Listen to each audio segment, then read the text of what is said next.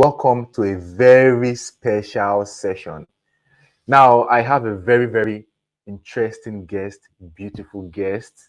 You might have seen her before, and I told you I was going to bring her here to talk to you. Now, I don't want to waste your time. I want to bring her up. Her name is Judith Ojonugwa. Hello, Judith. How are you doing? I'm very well, thank you. Good evening, Dr. Frederick. You're looking so fresh, oh. You're looking so fresh, oh. In this whole subsidy matter, what's going on? Talk to me. It's good. Now, I know that we were supposed to have this discussion a while ago. You had a lot of challenges a few weeks ago. How are you now? I'm very well. I'm great. Okay, good, good. So let's start on this note. For someone who is seeing you for the very first time, person hasn't met Judith before, who is Judith? And why should somebody even be listening to Judith? Tell me. Okay, thank you very much, Dr. Frederick. Good day, everyone. Good day to the listeners on this show today. I want to say that I am honored to be here. First off, I'm honored to be here. It's a privilege for me to be here. I do not take it for granted. So thank you. So I'll just delve right in. Judith, my name is Judith Ojonugwa Matthew. I am a Nigerian based creative.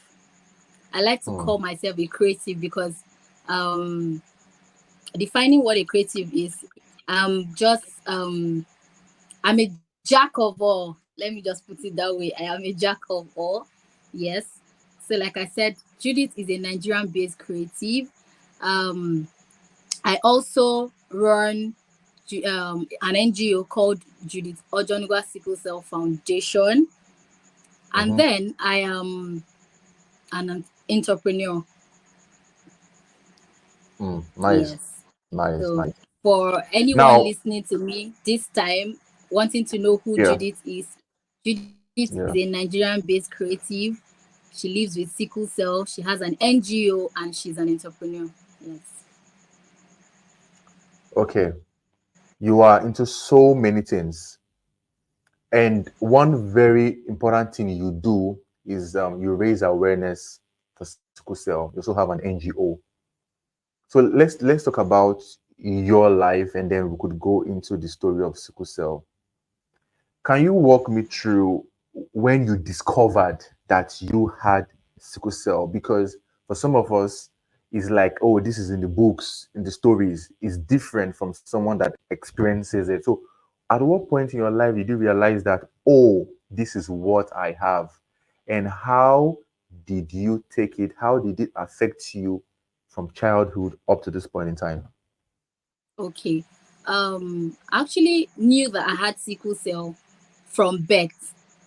Like while growing up, I had Mm, crisis from infancy. Like when they gave birth to me, I started having the sickle cell crisis at that point in time. So growing up for me was like it was very difficult. And then it's not just me. I also have an elder sister too living with sickle cell, but she's passed now. She's late. So while I was growing up, my parents made me realize that the same sickness I was having is the same thing. Her name is Jane. So my parents made me realize that the same sickness that I am having is the same as of Jane. But then mine was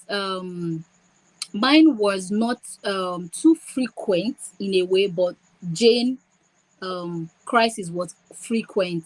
Like she was always in and out of the hospital. She was always on blood transfusion. She was always taking drips, injection. So I grew up knowing that my sister Jane lives with sickle cell, and it is that same sickle cell that I have, but then mine is not so frequent as hers. And then when she passed, my parents were all over me, making sure that I am well catered for. They let me know how to go about the crisis, what to do, how to act. And then the crisis became frequent when I was in primary school. Yes, it got to a point where I wasn't even going to school. I was missing school, but my parents would inform the school that I am down for this particular term. If they could just excuse me for that term, maybe for the next term, I would come back and then write my exams and then complete. So that was how I was living my life. I scaled through primary school, always missing each term.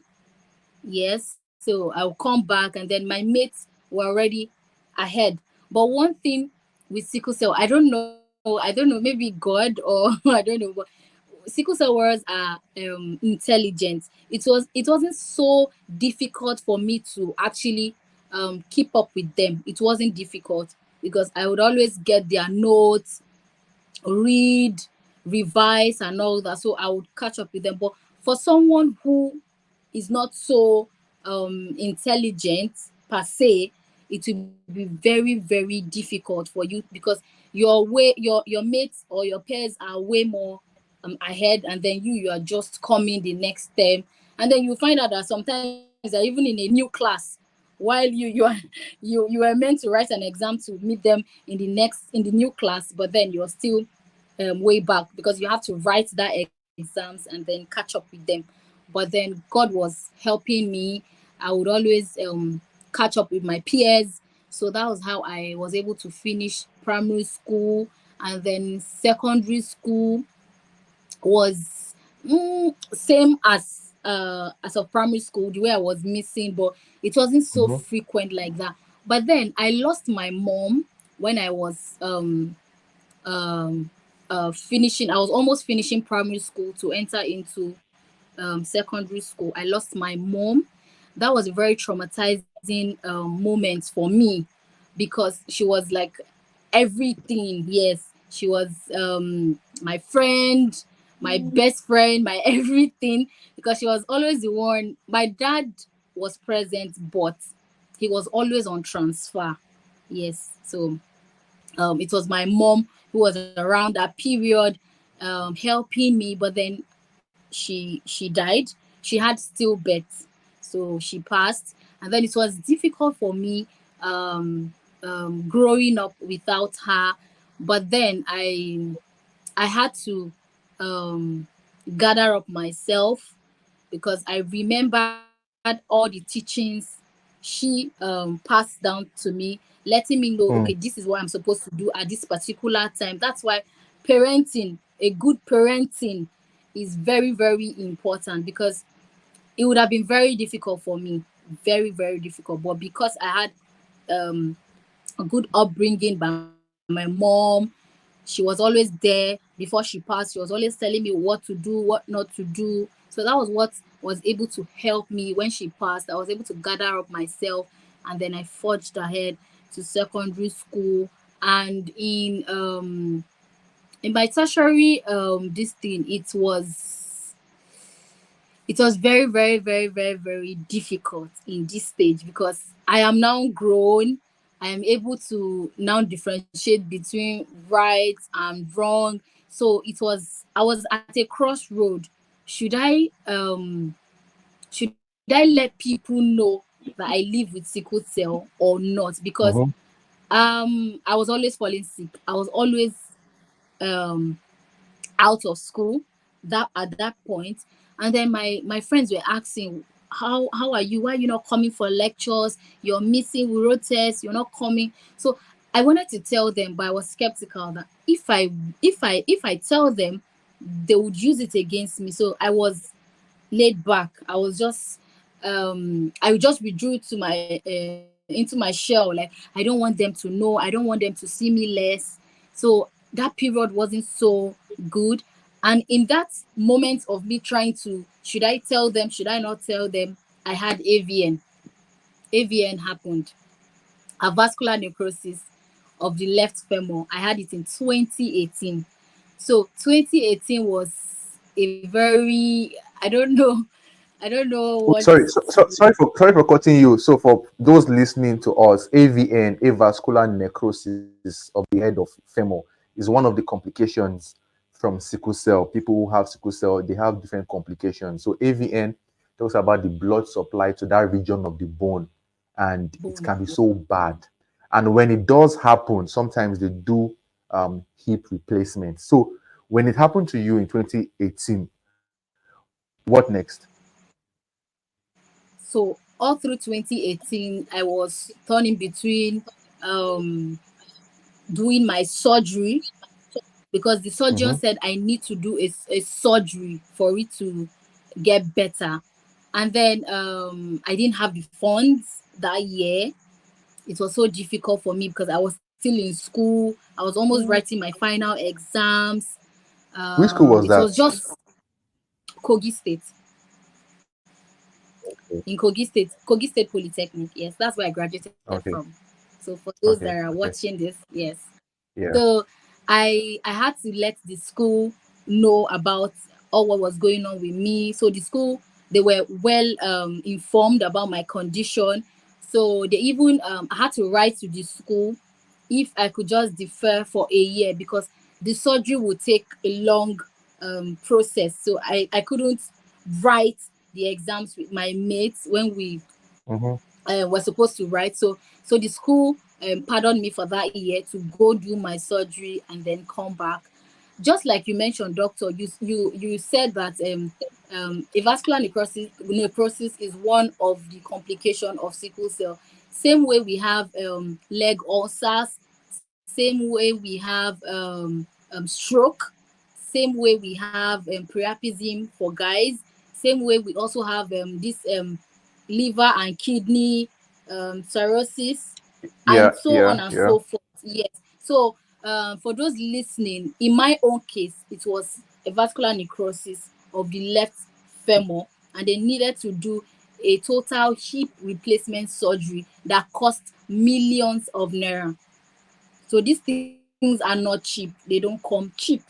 So they are very expensive to do the surgery, and then even to manage, because post-op you need to follow up with physiotherapy, you need to take medications, you need to eat Sorry for well. cutting you. Sorry for cutting you. When this stuff happened to you, how were you able to come out of it? How were you able to manage it? Getting funds, number one. Number two, being in the hospital. Um, how was it like for you? The reason I'm asking is because somebody might be watching, might be going through this, and the person is scared. Oh, what was the process like? Oh, how will I get funds? How were you able to get funds? Who were the people around you? What was the support system around you? How long did it take? Could you share that story with me, please? Yes, just because I want to be very vulnerable with my story, Yes. I Yes. would, yes, I would shed more light on it. Truth is, I had a very good support system.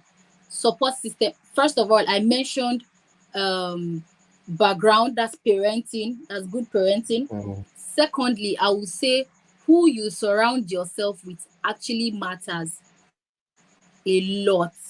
For anyone living with a chronic illness, you need to surround yourself with a good support system. In my own case, I had friends who stood up for me that they okay, we had a local crowd fund. They set up a local crowd fund just for me, and then in less than a week I got the money I needed for my surgery, and then I went to do the surgery. Yes, for I want to be vulnerable, but there are some things they asked me not to say. Like Sure. one of it is the hospital I did the surgery. It is off. Yeah, I won't mention that, but I went to a good hospital and then I had my surgery done. The emphasis on good, because a vascular necrosis surgery is 50-50, as well as it being life threatening.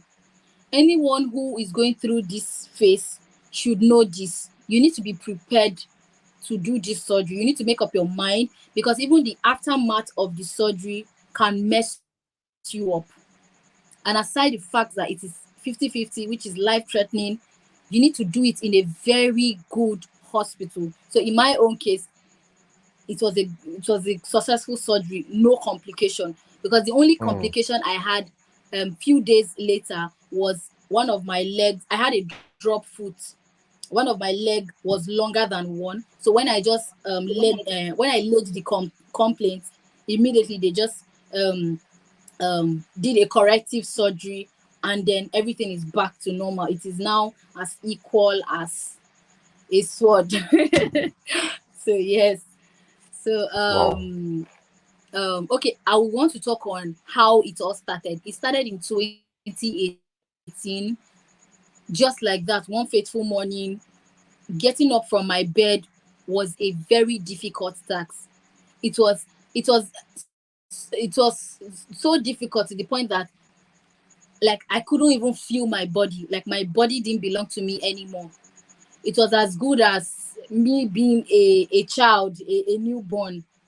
Like, I was helpless on the bed. I couldn't do anything. It was my friends who would carry me, who would support me. That's why I said a good support system matters. Because then I was in school. Yeah. So when we go for lectures, we receive lecture in the lecture hall, and then for us to get up to go in for another lecture, I won't be able to get up.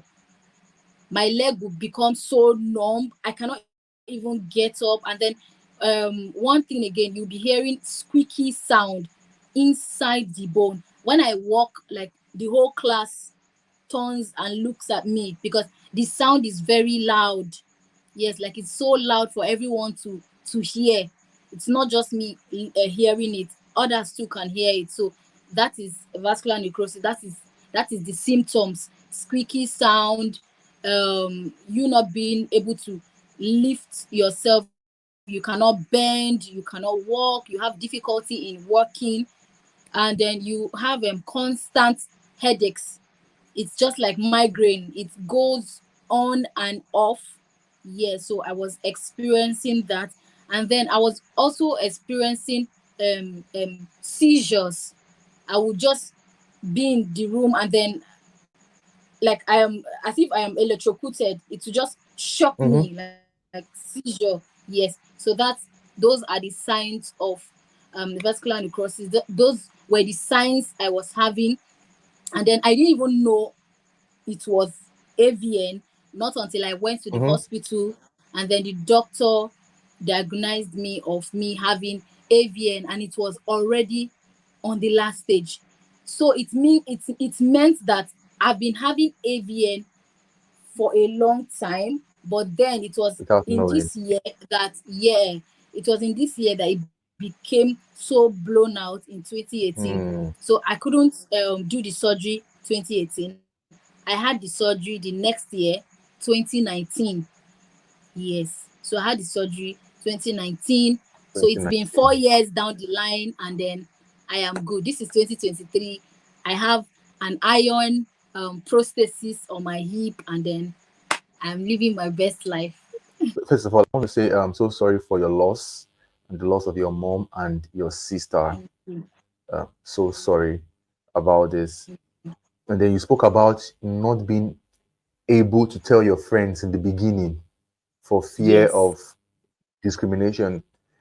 Yes. I want to say thank you. First of all, I want to say thank you because I see what you do online on social media, your awareness, and um, it shows to us that you're putting yourself out there in this part of the world where people can be very judgmental. So I don't Yes. know. Did you face any stigmatization? I don't know. Maybe the kind of support system you have now, A lot. no stigmatization. Maybe someone somewhere is facing that. Did you face it, and how were you able to handle this? Okay.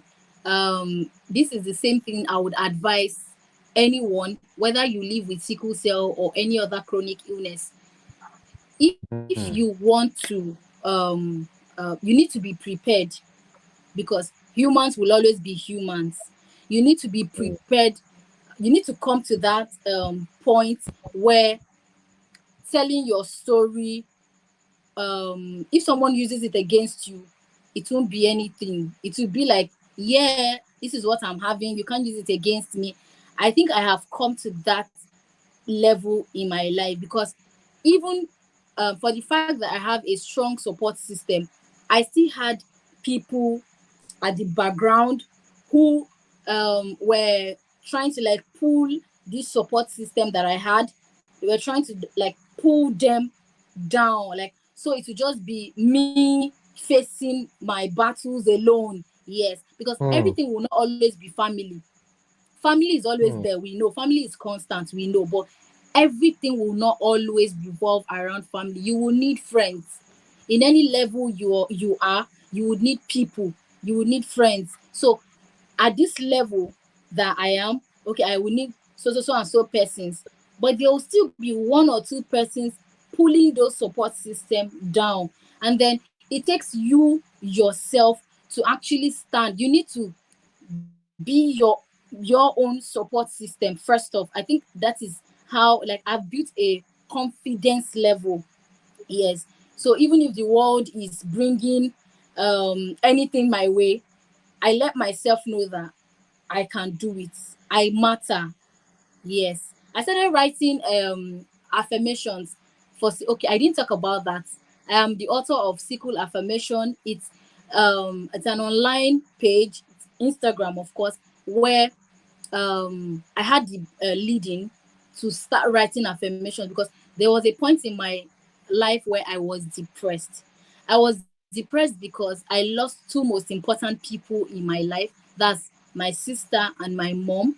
There was one time I felt like the world doesn't like me. I'm like an outcast. Nobody cares for me. I didn't know that I matter. I didn't know that people are actually using my story to feel good. I didn't know that. I was just thinking I was living alone. But I didn't know that people were Hmm. using, like, people were getting inspired because of me. Like, a lot of testimonies, people come into my inbox and say, "Oh, Judy, thank you for putting yourself out there. We know it is not easy, but thank you for putting yourself out there because your story has made me believe in myself." And then I'm like, and Hmm. this was me being depressed some years ago, that I even attempted suicide. Yes, I've been suicidal before. I attempted suicide. Yes, I I was overdosed. I overdosed myself. Yes, on a certain medication, which I cannot mention here. So I was overdosed on that medication, and then if not God, I don't know. So, but then Wait, wait, later wait, on, wait, I was wait, like, wait, wait, wait. Sorry, sorry, sorry, sorry. This thing you mentioned. Wait, wait, wait, wait, wait. You see, it's a different world you're living in. Trust me. And I know yes, you've come across so many sickle cell warriors. This story you are sharing, does it resonate with other sickle cell warriors like this? Did they also experience this? Because I wouldn't lie to you, I can't relate. But among the sickle cell warriors, do they also go through this so that people watching will know that this is not child's play? Because somebody might want to say, oh, it's just her case because maybe something, something. Is this a collective complaint that we get from sickle cell warriors at a point in their life? yes, because I would liken it to doctor. You agree with me that some of these medications that we are taking, yes, it helps us during our pain, but you would agree with me that dependency on those medication can cause a lot of things. Am I right or wrong? You're very Yes, right. You're very right. yes. I would mention three. One is depression. These medication, these opioids we take, they cause Mm-hmm. depression for us. Number two, Hmm. they cause memory loss for us. And then number three, addiction. When we become Hmm. so addicted, just like those people on the streets who are addicted to cracks, cocaine, and whatnot, sickle cell warriors too, if they become addicted to those opioids and narcotics, it is very, like, it's a dark phase. So number three is addiction. So when a sickle cell warrior is, the first stage, you're depressed. Second stage, you have memory loss due to the side effects of these opioids and narcotics. And the third stage of you being addicted, that's like the end. So I think in my own case, it was because of what was happening around me losing my two most important people that matter to me, and I was alone. And then the fact that I was always in and out of school, that was a very difficult situation, I must say, because it Mm, takes mm, one who is how would I put it now, even zealous, because it got to a point that I was even thinking, or should I just do away with school? Like, there's no point going to school since I'm always missing school. Yeah, so those ideas were creeping in. But then, of course, my siblings, my dad encouraged me to continue. Yeah, because I can do it. And then me too, I now had that, it gave me that boost to continue. So okay, I was asking you a question that you can agree with me that this narcotic and opioid, they cause this thing. Yes. So like I said, I was on that medication, which I don't want to mention. I was overdosed. Like, I had to overdose. I wanted to end everything. I was just tired of life. I was not to me, I wasn't anything. Like, nobody likes me, nobody loves me, because even in relationships too, we face stigma. Because there was one guy I was going after, or the guy was cutting me that period. He we got to a point where he said he cannot continue because he would contact sickle cell. And then I was like, man, sickle cell is not HIV. And even though sickle cell is HIV, I made him relaxed, and then I now brought this statement further by saying, even if sickle cell is HIV people can also receive love. mm-hmm. They did not make love for people who do not have any form of illness. It is not possible. As a matter of fact, I even believe that there is no human that doesn't have one or two illness in life. That's my belief. Nobody is perfect.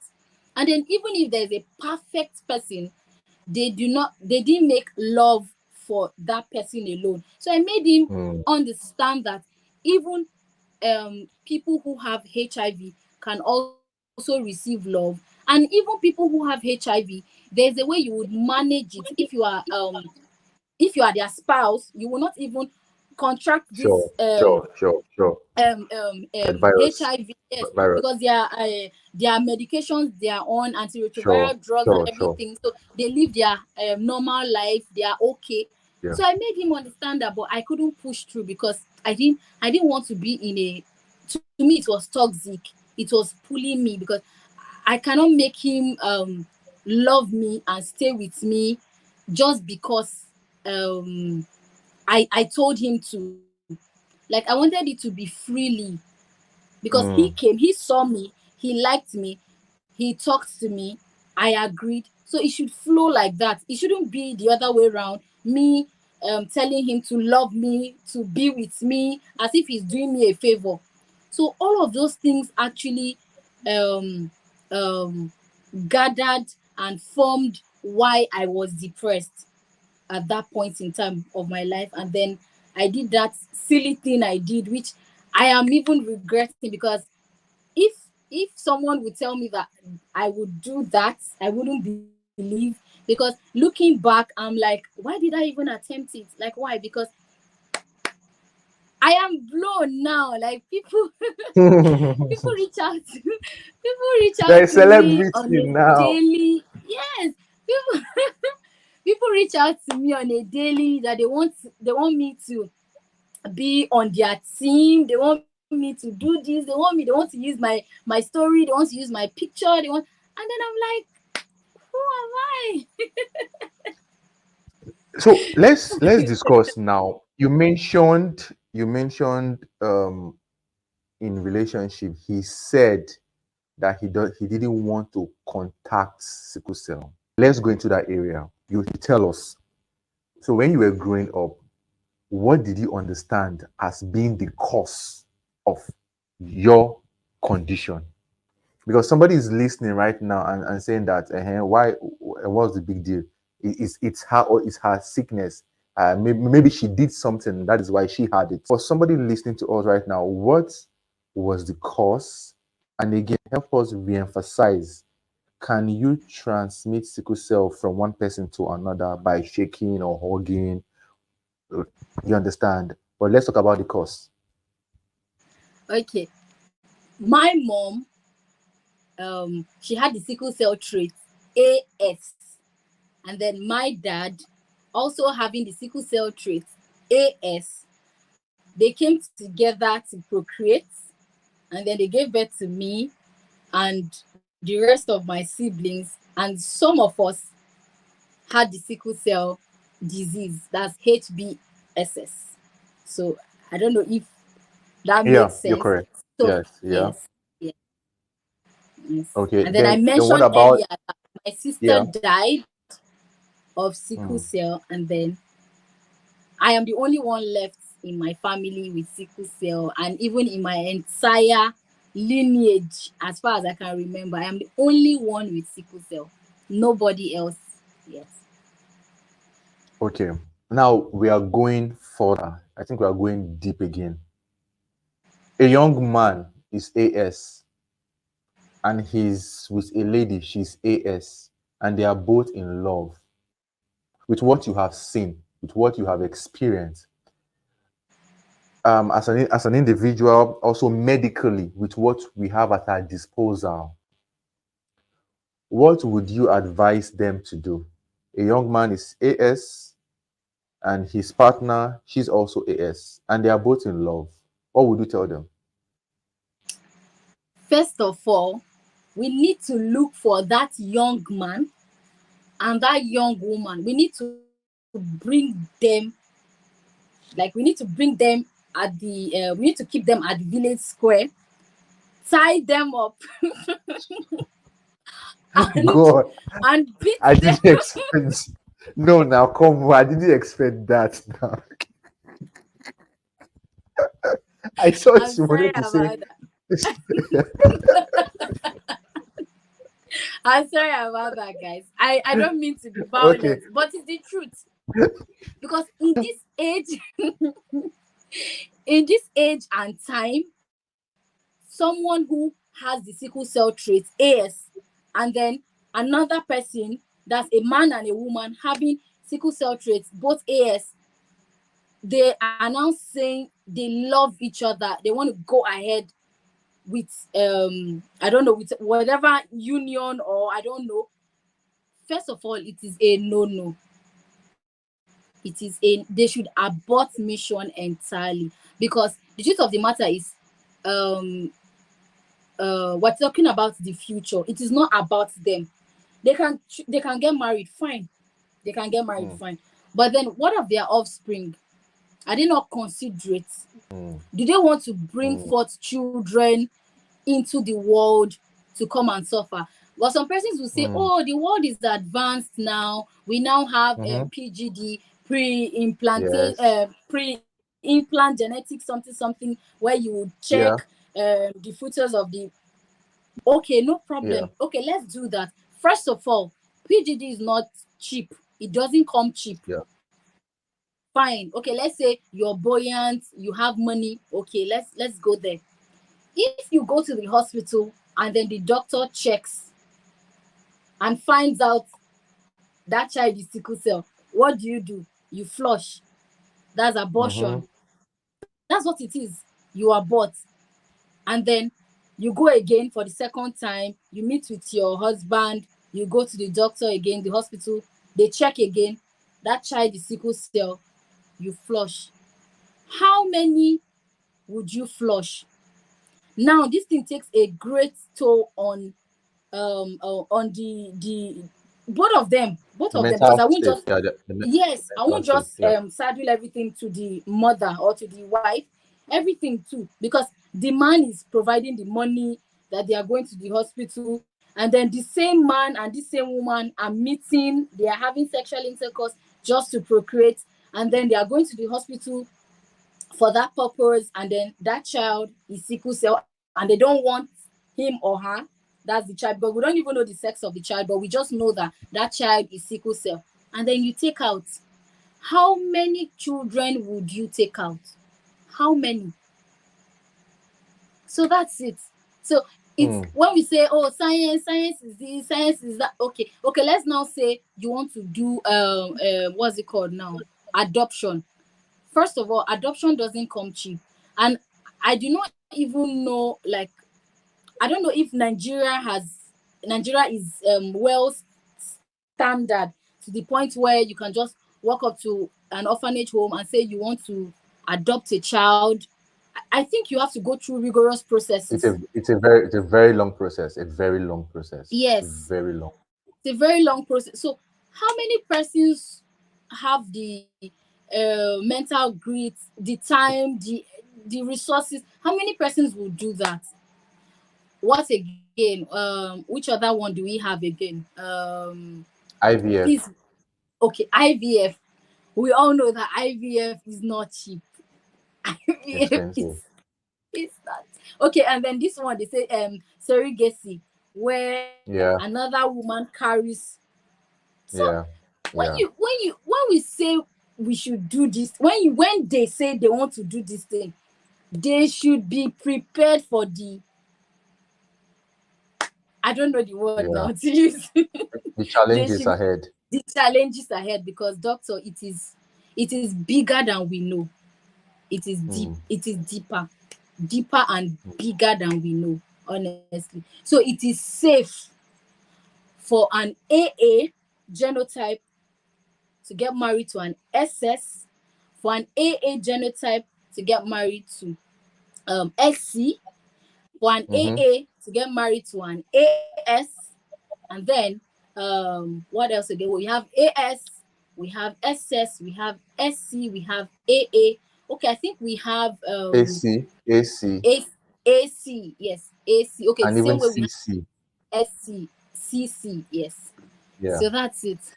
Yes. Well, so you, from your personal life story, you wouldn't advise AS and AS to go ahead, No, doctor, no, please, they shouldn't, please. because living Mm. with sickle cell is trauma, is traumatic. I said it in one of my videos I posted on Mm. Instagram. Like, living with sickle cell, in living in Nigeria and having sickle cell is a Herculean task. We all know what is happening in Nigeria. Nigeria is not, we're not in a saner climb like UK and America and all that. We're not in those kind of climes. Nigeria is just, we are not stable yet. So you cannot be in an unstabilized environment, Environment. in an unstabilized country, and then you would want to act anyhow. It's uncalled for. No, I totally rule it off. No, It's a no, no. Okay, it's a no no. I just hope we can take these discussions. There's something I want to ask. Okay, there's someone right now. They just discovered that their child is sickle cell, and they are confused. I've gotten such requests before. With what you have experienced with your advocacy, with your foundation, what is the process for this family to go through to help that child? Okay. Let's just say the deed has been done. AS Yeah. and AS coming together, they give birth to a sickle cell child. First thing they need to do is to first off register that child in a healthcare center, hospital, clinic, whatever, and start like, it's just, I don't know how to put it. When you have a sickle cell child from infancy, it's as good as the child, the parent signing their, not, it's not a death warrant, it's like their peace. They won't have peace anymore, both of them. Like, there won't be peace, in the sense that when that child is when that child is, even maybe the child is teething, for instance, Mm. from teething, from a child teething, crisis can creep in. You won't know if you are not observant. So from infancy, you have to be very, very watchful on that child. So as little as a child teething, or as little as a child maybe all these children sickness, cough, catarrh, all those, yeah, so crisis can come in. So in my own case, I had crisis from when they gave birth to me. I started having crisis. That was my own case. So I think my parents were they had that knowledge because of my elder sister. I don't Hmm. know, but I think they had that knowledge. So it was easy for them to know, okay, I think this child is in pain. Okay, let's take her to the hospital. Okay, let's give her this, let's give her that. So if you are a parent now watching this video, and then you have a child who is sickle cell, just know that from the stage that that child is till when he or she grows up to be an adult, you will not have your peace. You have to be very observant. You have to always be there for that child. Any little, you cannot, for a sickle cell child, you cannot overrule as little as maybe a child having maybe cold, stress, headache. You cannot rule it out. You have to follow up on that child, because crisis can come in from that. So you have to take, like I said, you have to register that child in the hospital. They will now give you guides on how best to proceed. And then there okay, for me, there's some kind of food I don't eat because they react in some kind of way in my body system. Okay. So you have to Okay. know, yes, you have to know what your child loves to eat, what they don't like, and all that. So it's a total follow up. It's a total follow up, and you Total don't follow you up. can't get tired. Yeah, you can't get tired.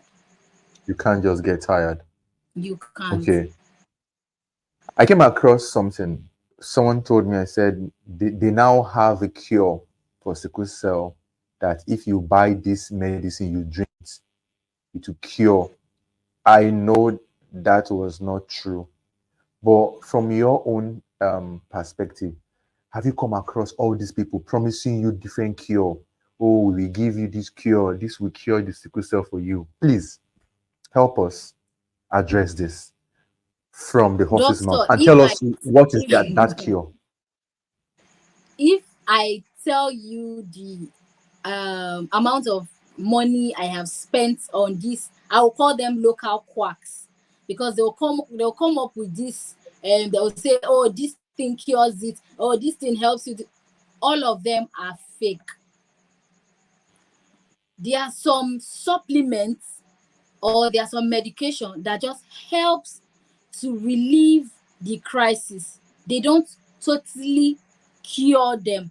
It is two different things. They just help to relieve, help to manage, but they don't cure. The only known cure for sickle cell disease is a bone marrow transplant, which can also be called a stem cell transplant.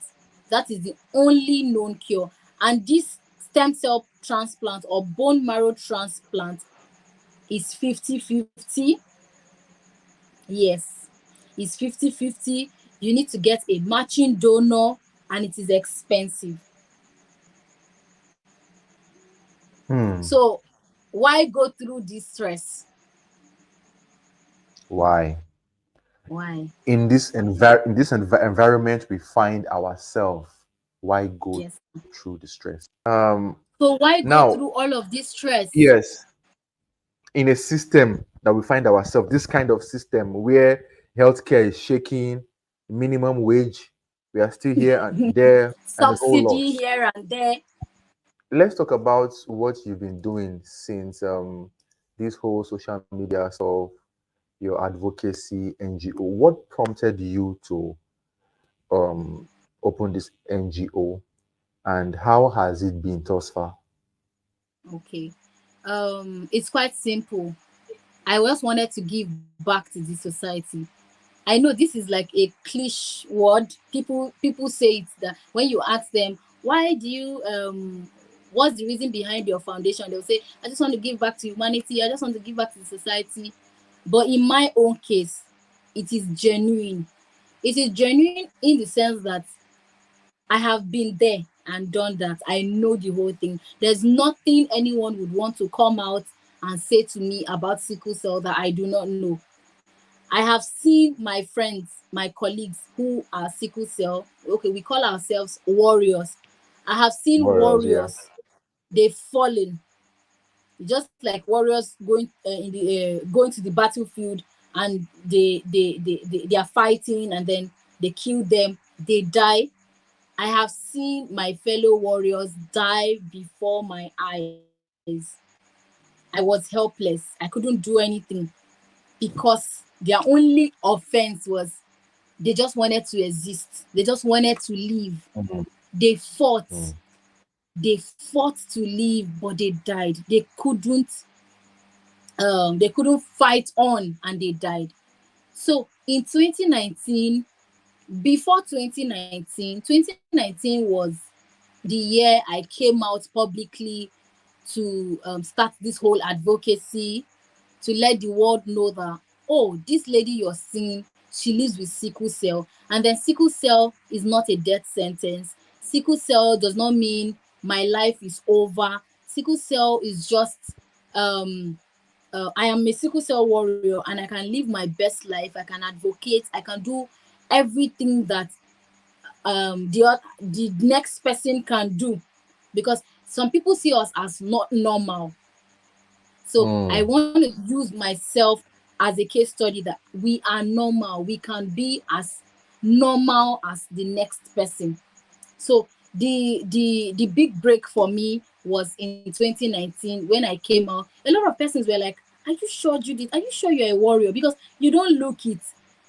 First of all, we find that word derogatory. We don't like people saying we don't look it, because I don't know how you want sickle cell warriors to look. I understand that a typical sickle cell warrior is supposed to look thin, with Mm-hmm.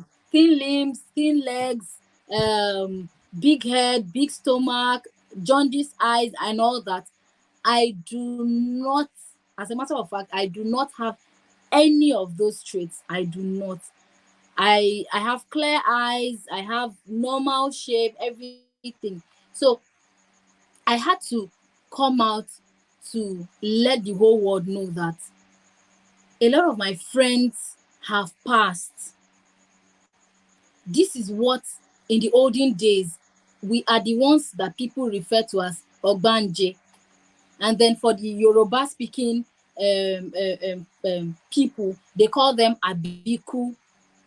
Yes, if you understand Yoruba, you would know what I'm Yeah. saying. So we are the ones that people refer to as Abiku and then Ogbanje, because when they give birth to us in those days, we're always falling sick, we're always having attacks, we're always you see some persons dying, and then you see some persons Mm. disfigured, because sickle cell can disfigure a person.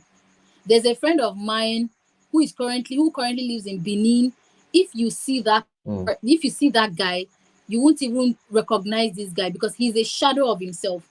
He's currently an Mm. amputee. Yes, he has Mm-hmm. lost one hand, and then his legs that he's just managing, because he also has avian, and then he's managing his leg. Now he has um there's something we call ankylo something. I don't know the word. And then he has leg ulcers, and this leg ulcers has eaten so deep to the point that worms are coming out. There are pus. It's pus filled. They have to drain out the pus every 2 days, and these things are expensive, trust me, because he goes to the clinic. He has to take a ride from his house to the hospital, back and forth, because the cab needs to wait for him.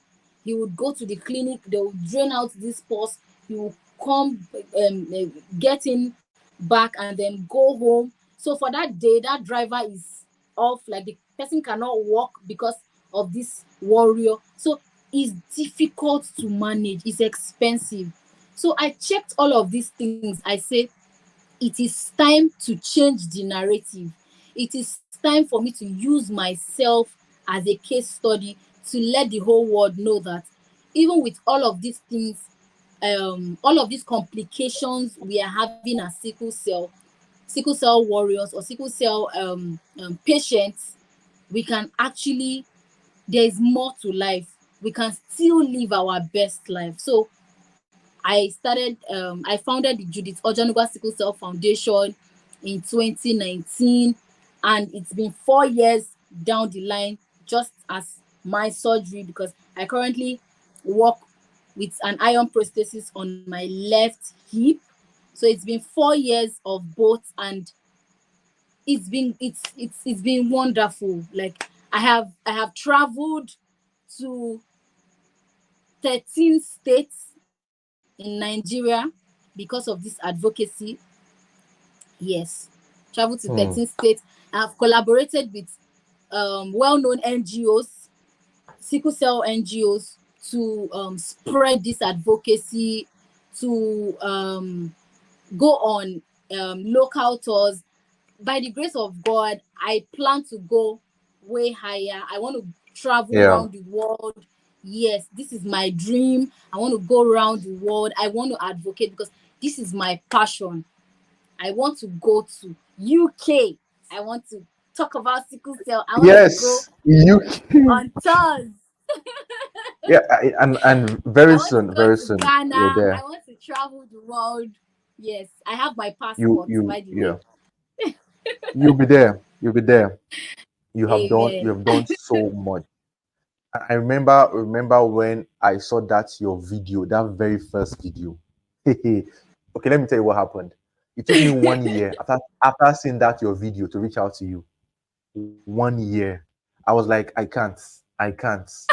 I just can't. Because you understand that this is a very special case. On social media, people want to use somebody's story to gain traffic and attention. Do you Yes. understand?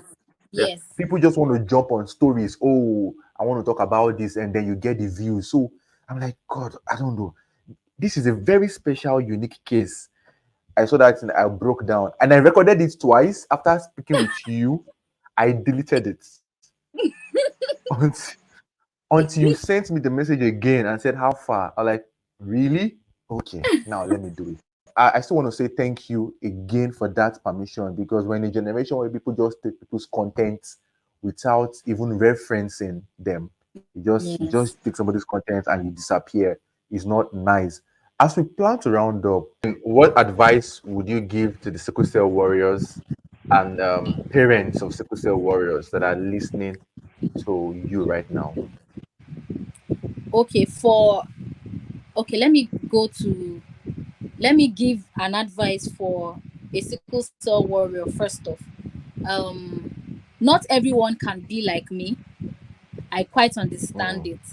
Yes, but mm, if you are a warrior watching this video, or you know someone that has sickle cell, I would say that um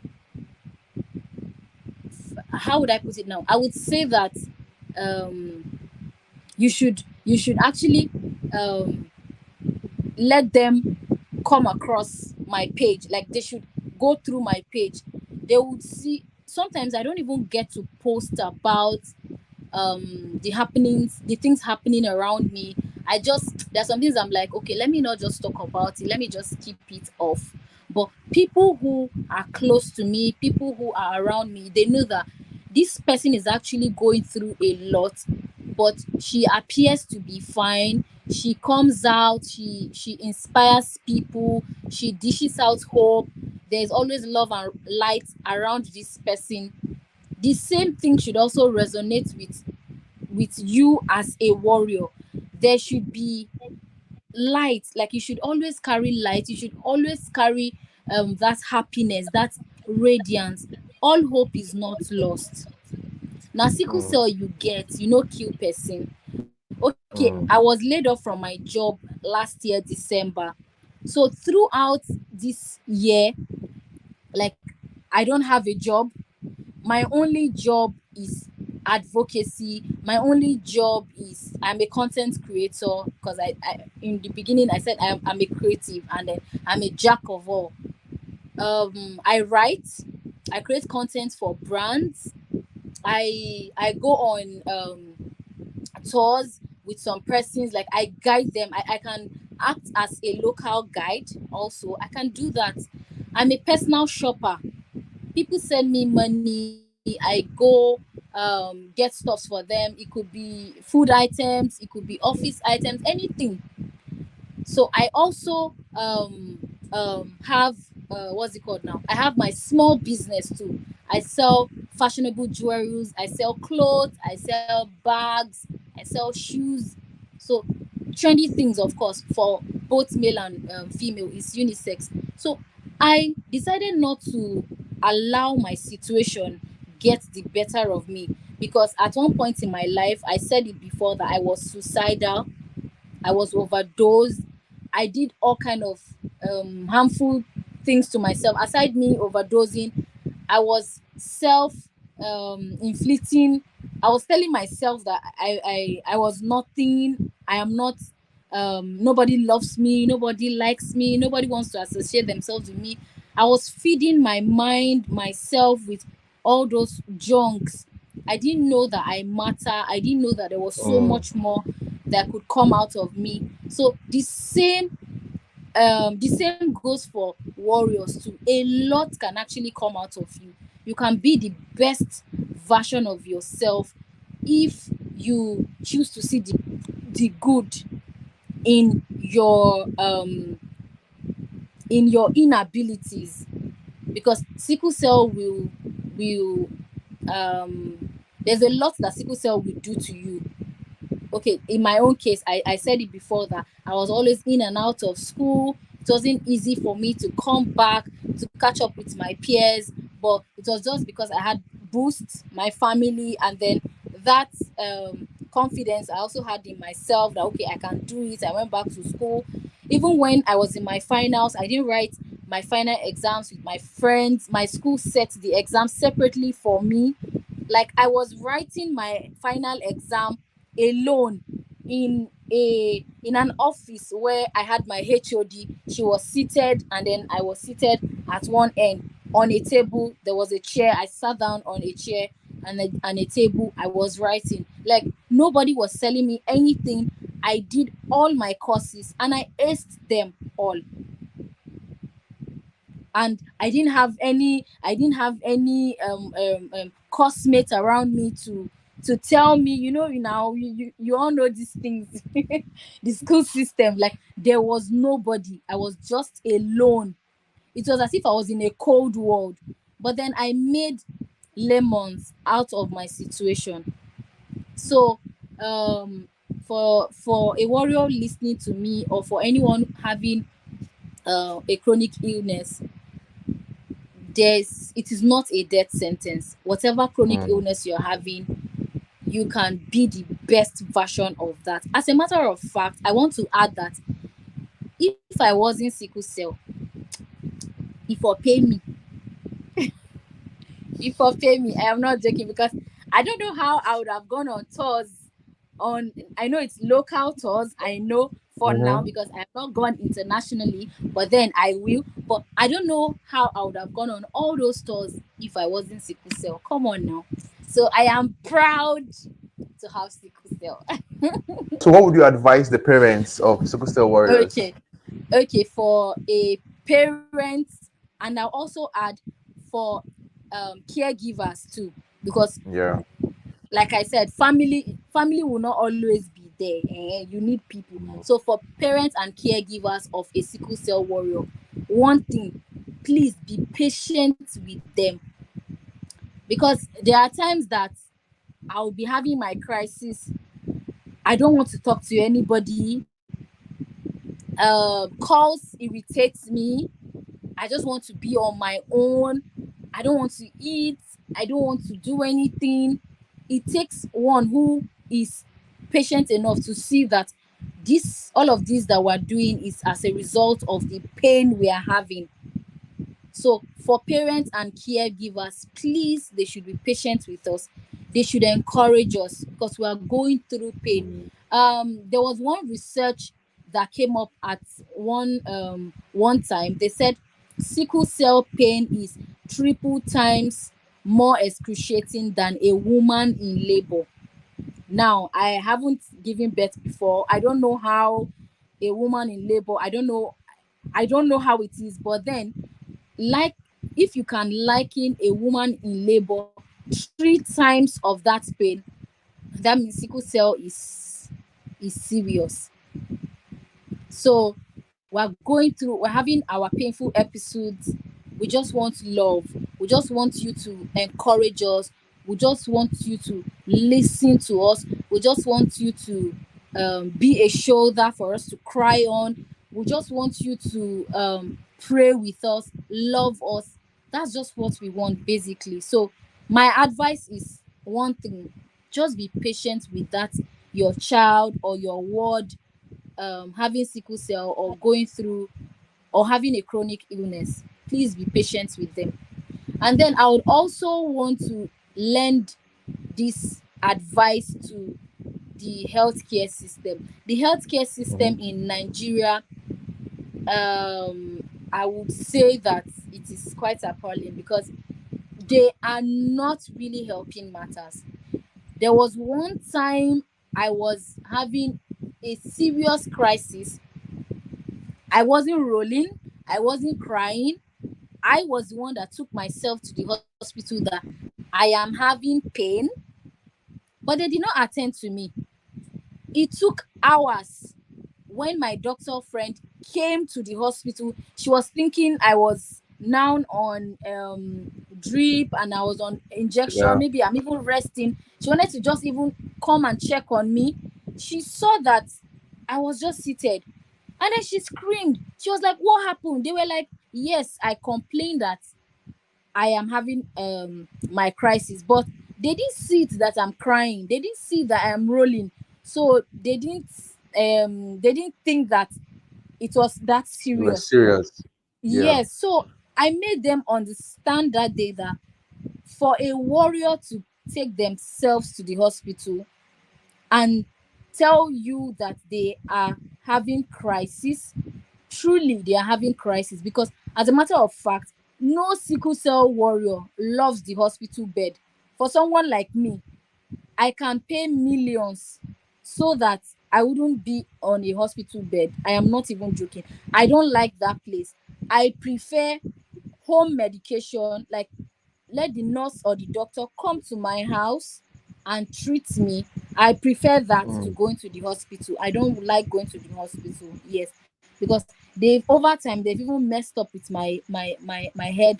And then, even aside that, I don't like going to the hospital at all. So I came to the hospital. I told you I was having a crisis. You didn't attend to me because I wasn't rolling or crying. So if you have a child, a ward having that comes to you and say, "Oh, I'm having crisis," don't wait for that child to cry or to roll, because we have our pain threshold from 10 to from 10 to okay, 10 to 20, I think. So when a child cries or an adult cries, then that's the person cannot hold the pain anymore.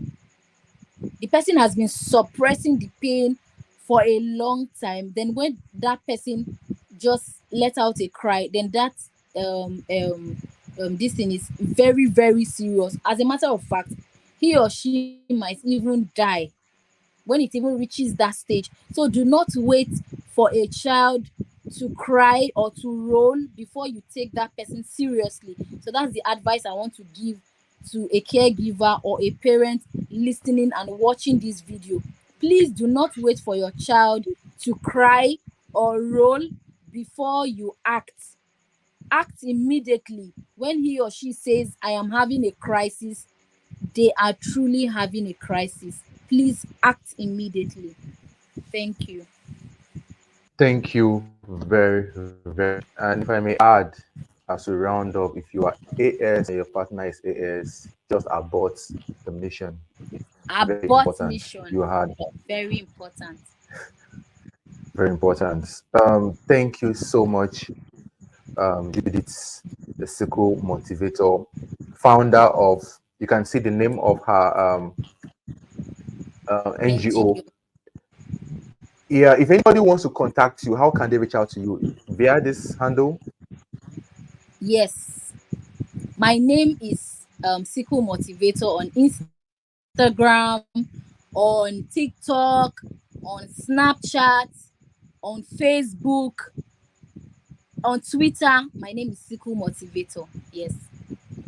Okay. So, and I'm the So you want to, founder of Just yeah. Foundation. Yes. Yes. So you want to reach out to her, you can just search this name on whatever platform, and you so reach out to her. You can send her a All DM, media yes, social media and platforms. she'll, Sickle yeah, and she'll Motivator. respond to Yes. you. Thank you so much. It's been a wonderful session. Thank you Finally, so much. we've had this session. Thank you very much. You took me to another world, really. See, this is a whole different class entirely. Whenever we have a discussion about sickle cell, it's about 5 minutes, 10 minutes, and then we are done. But today you took us into a different world to share with us your life, and we are indeed very, very grateful. I wish you all the best. You will get to the UK, you get to France, you get to wherever you want to go to, and have a whole lot of